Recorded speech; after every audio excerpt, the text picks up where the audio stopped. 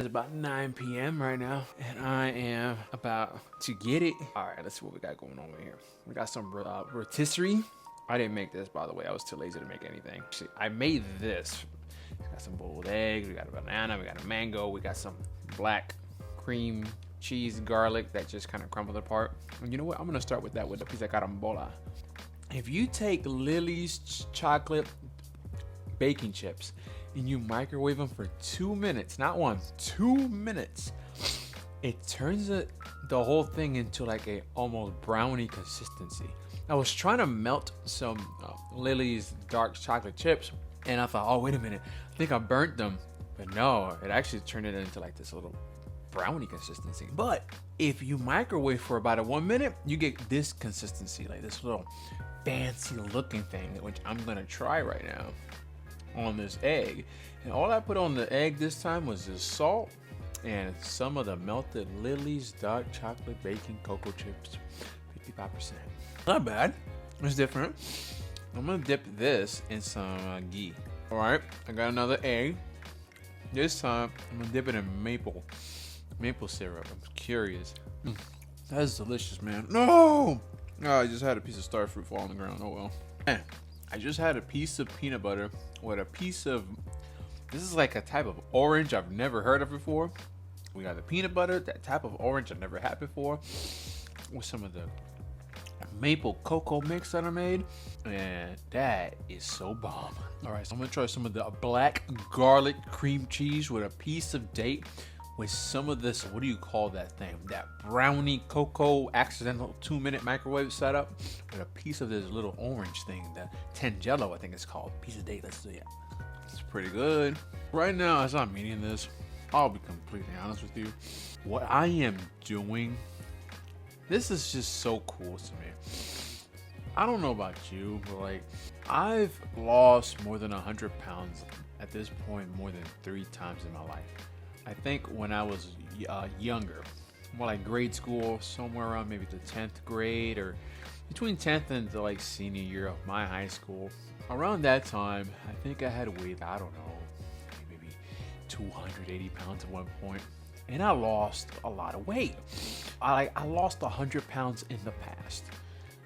Thing led to this and that. One thing led to another, and then I gained it all back. And then one other point, once again, I lost a lot of weight, and then I gained it all back. And so, like, this third time around, for the first time, and I'm not a psychic, I don't know what cards are for me in the future, but I think I've generally found a way where I can just, quote, have the cake and eat it too. Literally, this is really cool. Like, I'm really thinking about it right now. And for example, look, just even as being like a 6-7-year-old little chubby kid, I didn't ever think that I'd be able to like this right here. This still, what's that term? Body dysmorphia. I don't think I have that, but from a more body dysmorphia angle, there are some days that I'm like, I have that? No. Like, I have that? No. And I'm so serious. I'm not like the kind of person that grew up just with it. No, there are days I still will see myself as the fat boy. I am not kidding. As I'm enjoying this meal, there's just some moments, and it's happening right now, where I don't know. I'm just, maybe I'm proud of how far I've come, I guess. It's like one of those moments where I'm like, I don't know if I'm using this quote right, but smelling the roses. You just kind of slow down. Anyways, this chicken is amazing. And the chicken with some ghee is even more amazing. I don't think I've ever put maple syrup in chicken before. Let's see. Oh, whoa. Hold on. Wait a minute. Un momento, papi. Un momento. Because I'm going to dip this whole drum in that maple syrup. Wait a minute.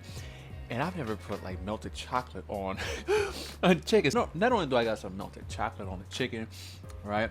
I got some of that maple. I'm rubbing some of that honey all over it. Oh man, hold on. Oh my god.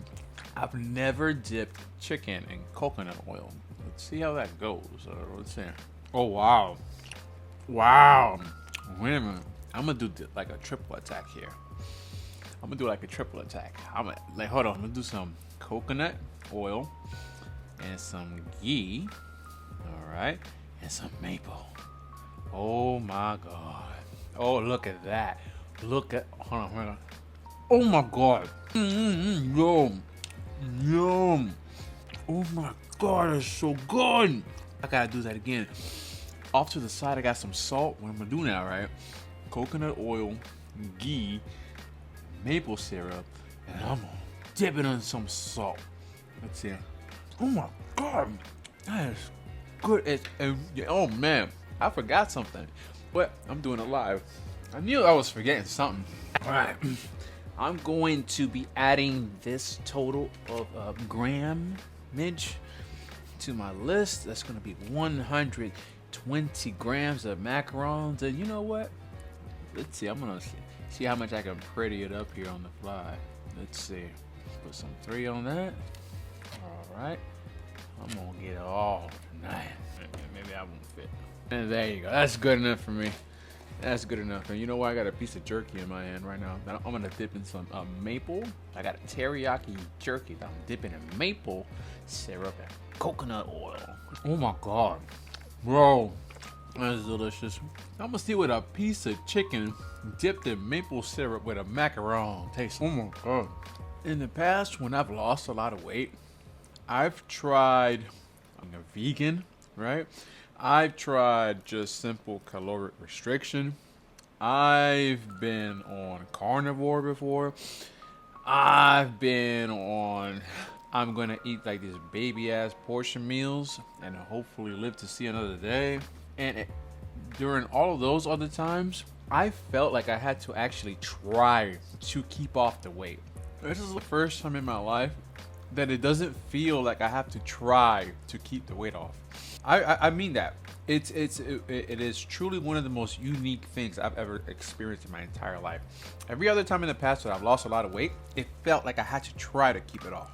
Whether it be in the category of working out or having to control my appetite or something, it always felt like I had to try to keep it off. I don't feel like I try anymore. And considering the fact that I've lost a lot of weight and gained it all back, I know that I will forever have a tendency to pick up weight way easier than somebody that, say, picks it up very hard. Somebody who has a tough time bulking up. I know that. And so knowing that about myself, there is something that feels so liberating about this way, at least for me, right? This way that I found of eating and spacing out the meals and just timing things so that it feels like it's all working in my favor. Heck, let me add this. When it comes to working out, in terms of how much effort I put into my workouts, for the first time in my life, I can genuinely say that when I do work out, I don't kill myself anymore. All I did, for example, I work out exactly every 2 days, and I've been doing that for the last few months. And all I do is push-ups. So I just do push-ups, body weight squats, and pulls. I just pull. That's it. And this, for example, this morning, I just did sets of 20, just 20 push-ups. I then immediately just went outside, just did 5 pulls, came back inside, did 20 more push-ups, went outside, 5 pulls, 20 push-ups, 5 pulls. 3 sets of 20 push-ups, and then 3 sets of just 5 pulls. And then I just banged out quickly 60 body weight squats. That's it. It only took me maybe 20 minutes at most because I just did them back to back to back to back just for time purposes. And in the grand scheme of things, where I'm at, for me, that's relatively easy. I know that the workout I just called out might be a little tough for some people, but and I'll say this: at one point it would have been extremely tough for me, but just where I'm at right now, me doing 20 push-ups in a row, it feels too easy almost. It almost feels too easy. And I don't say that to brag. I'm just saying that to state where I'm at in the journey, in my own journey.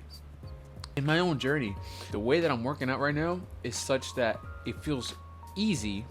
I'm maintaining the weight, if not bulking up and gaining some stuff, right? And I'm just like, wait a minute. At one point, I was killing myself before. I was literally killing myself, just racking up injuries. For example, a few years ago, I think I was at the 100-pound dumbbells, which I don't even want to think about doing anymore. But I was at 100-pound dumbbells, and for about 2 months straight, I was following like this one workout protocol from. There's these people online. What's this gym called? I think it's like Westfield or West Side Fitness or something. There's these guys, right? And they're just like lifting like crazy, right? Just putting out reps. And like there's this guru sensei old dude. I don't know if he's still alive. If he passed away, hey, rest in peace. I mean it. I was just watching their videos and I thought, you know what? Let me try some of that out. Let me just go hard. Just go hard. And I did that for about 2 months. I'm natural, by the way. I don't take anything extra. Maybe this is where I may have messed up. But for about 2 months, just from me following some of the ideas from the west side of barbell fitness or whatever, man, did I gain strength. Oh my God, I did. And then about exactly almost 2 months into it, I messed up my pec.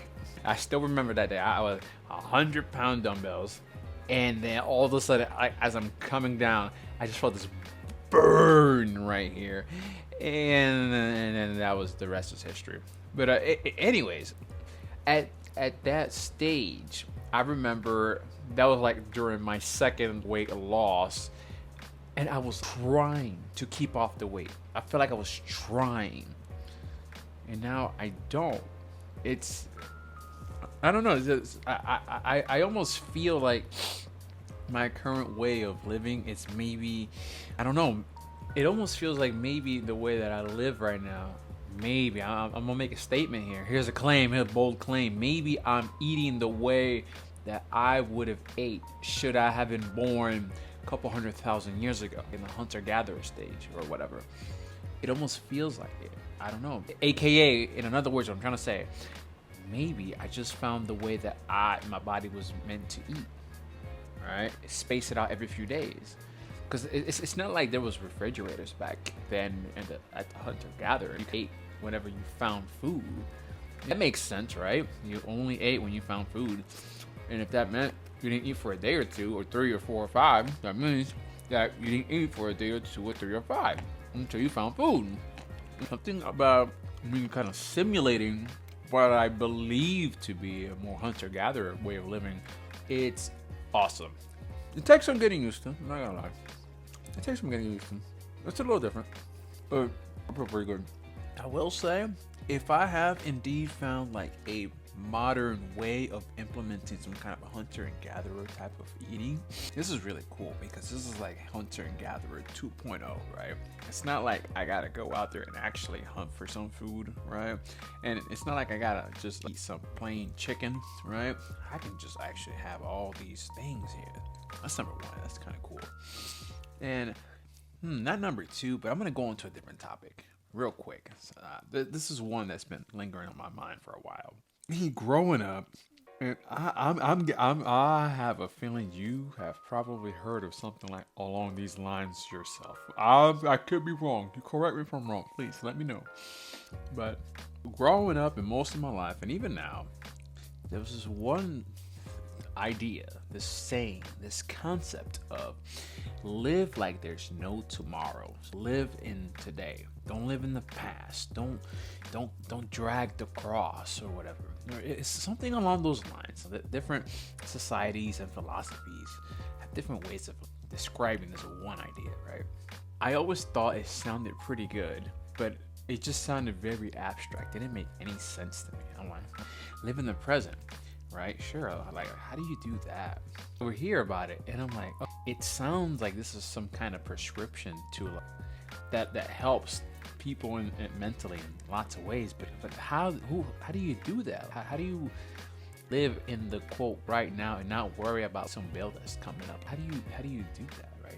It never made any sense to me. And then I thought to myself too, let's say you pull it off. Let's say you live in the now. Hey, what kind of decisions would you make if you how does it go? It's something like if you only had like one day to live, what kind of decisions would you make? And at one point, I would have thought, "Oh my God, who thinks like that?" I used to think that if most people knew that today was their last day, hey, maybe they might start breaking into banks or something. I don't know. It might do something like very heathenistic or something. I bring all that up because something about me being in this perpetually fasting, where like I eat something like this, and then I'll go 2-3 days without eating, and then I'll eat something like this, and I'll go another 2-3 days without eating, and then I eat something like this, and then I go another 2-3 days without eating, without me consciously realizing it for a good while. This very way of living puts me in a present state of mind, in that I'm not thinking into the past, or very minimal, or into the future. I'm very in the zone, in the current moment, and that's still, I can see if like this makes no sense to you. I am 100% very understanding. If it does, great, but if it doesn't, I get it, because it's one of those ideas that just make no sense to me. I'm like, what? And I'm here to say, now that I'm in this almost perpetual state of presentness, right, because of the fast, this is what I think. I think that if just for me doing so from a fast, right, what happens if, at least me, what do I do now that I live as if there is no tomorrow? Guess what? I do more. Why? Because I'm usually hungry. Let's roll the clock back a little bit. Let's think about this for a second, right? Let's say you don't have a refrigerator because you live in a cave with a bunch of other cavemen, right? And right now there's no food. You found some food yesterday, and now you got to go back and find some more food. I think most of those fellow people, the only thing in their mind would have been, we got to find more food. That focus to stay alive, because I don't think anybody just wants to voluntarily just die for the sake of just dying. One thing is, hey, you're gonna go die as a form of some kind of a sacrifice. You're gonna sacrifice yourself for something you believe in, or something to that effect. That's one thing. But you just choosing, imagine you're a hunter-gatherer, you're in a cave, and you just choose to stay in the cave because you're afraid to go hunt, and now you're just gonna die of hunger because you didn't want to go out there and risk it a little bit. That right there, see, that's not, I don't think most people would do that, right? If there's no food, hey, we gotta go get some food, all right? Living like there's no tomorrow is an interesting way to live. It's there, at one point, I used to live as if I was gonna live forever. Literally, I remember like a few people asking me, "Hey man, how do you feel about the idea of dying and stuff?" Which is usually an uncomfortable topic for a lot of people, understandably. Even for me a little bit. At one point in the past, I remember telling people, I just live as if I'm gonna live forever. And I still remember how I used to kind of think when I used to live as if I'm gonna live forever.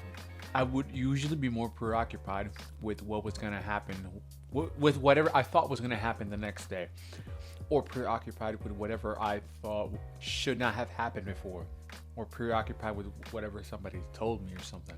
I'd be either way over there or way over there, but not right here, right?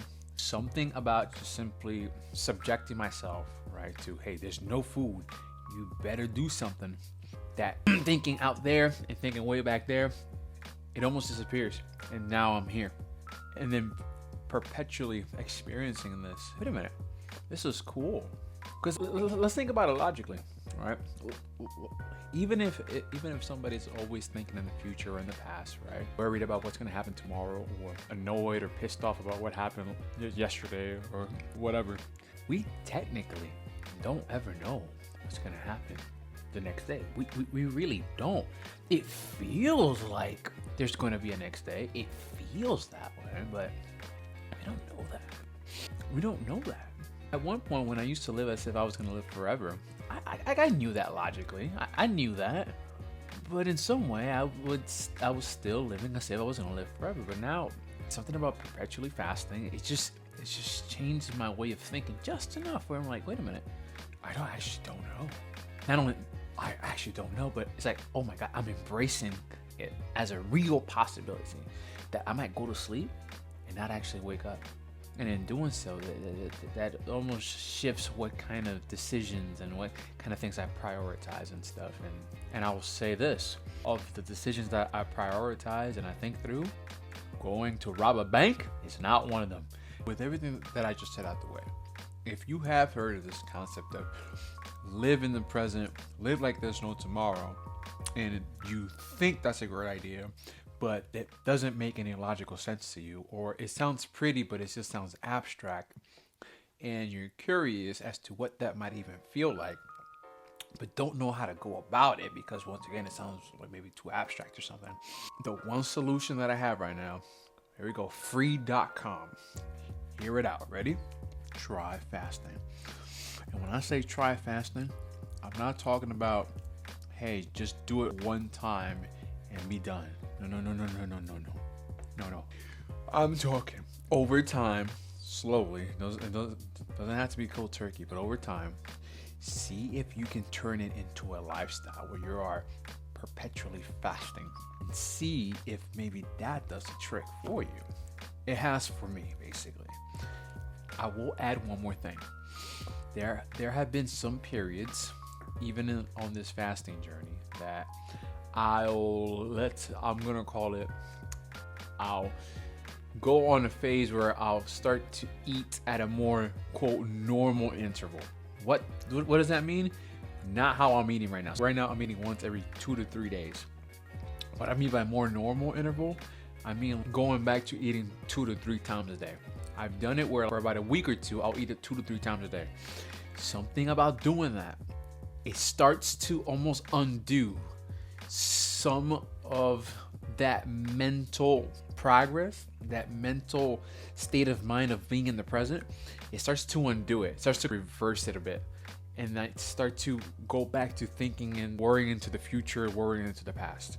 I cannot make this shit up. I am so serious right now. This is part of the reason that eating multiple times a day, at least for me, just feels really weird now. Not just physically speaking, not just from a physical, maintaining the weights and having like a little pack of whatever. No. At least for me, part of the reason going back to eating in a 2 or 3 more meals a day feels weird is because whenever I have done it, my thinking starts to shift back to worrying into the future or ruminating in the past. That's how I've lived and thought most of my life. And it's had its benefits, but it's not enjoyable compared to me purposely not eating for a few days, eating once and then not eating for a few days, and then feeling very alive in the moment. I prefer that alive in the moment feel and way of thinking. And when I say way of thinking, it's not like I'm forcing some pattern of thinking into me. It's almost instinctual. It's almost like it just instinctually turns on or something. Something to experience for yourself. And I say that because I myself, it's something that I've just been experiencing for a while now. And so if that idea is, if it sounds good or too good to be true, and you're just curious, how do I go about that? People keep talking about it. I don't know that there's of other ways of going about it, but the way that I know about it is fasting, or AKA living as if there are no refrigerators, AKA living as if there is no farming, living as if AKA we're back in the wild, or what I believe to be the case as it may have been at one point. Because I don't know. It's not like I have a time machine and I went back a couple 100,000 years ago. I don't know. Overall, I thought this was a great meal.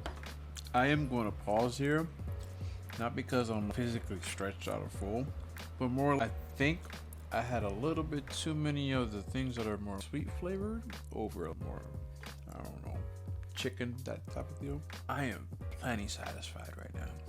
I probably am going to finish the chicken, but as far as like the yogurt mix and the macaron and extra dough stuff, it's fine. It almost feels like if I keep eating this, it's just gonna be forced or something. It's just kind of weird. Make like a mental note to self and just get that the more sweeter stuff. Make it a little bit smaller next time. Right on. Now I spoke too soon. I'm done. I'm done here. Tell you what, I'm gonna have a macaron and see how I feel about having a more like sweet like thing. I'm saying, no, no, no. I can usually now tell with a little bit more intuitive ease when I've hit too much of a particular item, whether it's too much sweet or too much salt. Like macarons, man, they taste so good, man. At one point, they didn't make any sense to me. I just thought they were like little overpriced cookies. But anyways, I'm tasting them right now, and part of me is like, yes, and then a part of me is like, don't do it. There's intuitive things telling me you're good. But anyways, hopefully you got something out of this. If you did, or if you want to share something, please by all means share something. I don't know if you have any perspectives of some of the things I talked about. These are things that normally I just more keep to myself, or talk with, or share with people that I'm more closer to, more in person. But I figured, you know what? Maybe sharing some of these ideas might help somebody, on their weight loss journey in some way. Because I'll put it this way, at least for me, weight loss for me, it's no longer about just hey, these many calories, you lose weight, bang, bang, bang, boom, boom, boom. No, I'm at a point where if I don't have like some underlying mental foundation of, I don't know how to say this, I'm spitballing this off the top of my head, but some philosophical foundation for like why I'm even doing it, or like what way of thinking how I'm able to ground this mental weight loss over the long haul with some foundational thought process underneath. I already know I would have gained it all back like I did in the past. In the past, when I was younger, I was like trying to lose weight because, oh my God, or I felt that everybody was judging me, or I'm feeling that I should look that way because I'm thinking that everybody else feels that way too, or things along those lines. But that still exists. There are people that still feel that. There are people that do actually, in fact, judge others for it because they look a certain way. That is a thing. But is that what's influencing me too? Is that what's keeping me in check now? No. At one point, it was more of an external thing keeping me in check. Once that went from external to an internal thing of me, like checking my own self, right? It's coming from an internal desire. Ooh, that's when the game changed. And like I said, I don't have the cards to the future. I don't know that something will happen to me or not happen to me in exactly 5 months into the future and I gain 100 pounds back. I have no idea. But I'm here to say that should it happen again, should I gain a whole bunch of weight again, the next weight loss, if it's even a thing, the next one is going to be 1,000 times easier because of the mentality part, the more mental aspect. The thought, the underlying way of thinking, and just the fact that I've experienced what I've experienced, at least when it comes to the fasting and the way it forces me to be in the present. That's something, it's unforgettable. I can't forget that. The concept of being in the present, that's not something that I consciously achieved when I had lost a lot of weight back in high school, or 6-7 years ago. Maybe my 6-7 years ago, I'm talking about more like the second one or whatever it was. Like this time around, wait a minute. This is like this third one. This is so much more than just weight loss and looks. Like there's some deep to this. Anyways, all right, that's really it. This was still an enjoyable meal, and I will absolutely make some of this a little bit less sweet next time. And hey, let's see what happens. I appreciate it. All right, at this point, I'm probably, so around, this is what, Wednesday right now? I'm probably gonna eat again either Friday or Saturday, maybe Sunday. I don't know. But that's where I'm at right now, and I'm gonna clean this up, pack up some bags, and move on to the next one. All right, I appreciate it. Thank you.